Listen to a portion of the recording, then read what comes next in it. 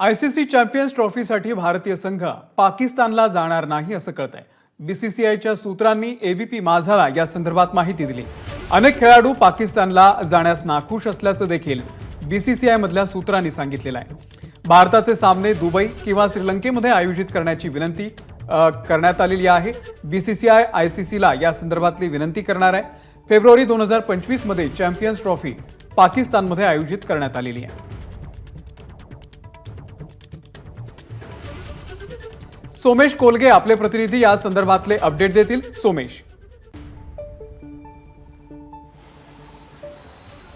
अमोल, नक्कीच जी बातमी समोर येते त्यानुसार चॅम्पियन्स ट्रॉफीसाठी भारताने पाकिस्तानला जायला नकार दिलेला आहे। यापूर्वी 1962 साली, 1965 साली, त्यानंतर 1971च्या युद्धाच्या वेळी आणि नंतर 1999चं कारगिल युद्ध आणि मग 2008चा मुंबईवर झालेला दहशतवाद्यांचा हल्ला, अशा काही प्रसंगी भारत पाकिस्तान मॅच झाली नव्हती। भारताने पाकिस्तानला नकार दिला होता आणि त्यानंतर आता ही बातमी समोर येते।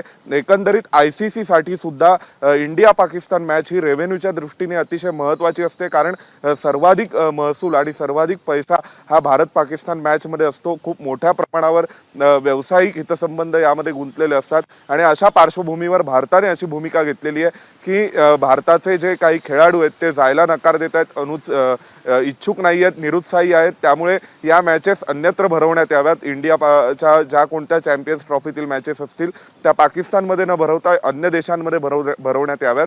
तर याचा मोठा फटका हा पाकिस्तानला बसू शकतो आणि अर्थातच एक डिप्लोमॅटिक दृष्टीने काउंटर करण्याचा प्रयत्न हा भारत इंडिया पाकिस्तान मॅचच्या मार्फत, क्रिकेट डिप्लोमसी मार्फत करणार आहे का, हा देखील प्रश्न आहे। अमोल, धन्यवाद सोमेश दिलेल्या या संपूर्ण माहितीबद्दल। दरम्यान बीसीसीआयच्या या निर्णयावरती जम्मू काश्मीरचे माजी मुख्यमंत्री ओमर अब्दुल्ला यांची देखील प्रतिक्रिया आलेली आहे, आपण पाहूयात। ये कौन सी नई बात है? अभी काफ़ी साल हो गए हमने बायलैटरल एक दूसरे के मुल्कों में नहीं खेला है। अब टूर्नामेंट के हवाले से अगर इंडिया की टीम नहीं जाएगी तो ये बीसीसीआई का अपना फैसला है।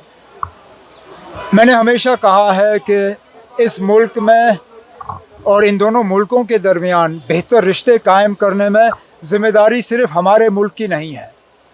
अगर इस मुल्क में बेहतर रिश्ते इन दोनों मुल्कों के दरमियान बेहतर रिश्ते बनाने हैं तो इसकी बहुत ज़्यादा जिम्मेदारी जो है पाकिस्तान की भी बनती है।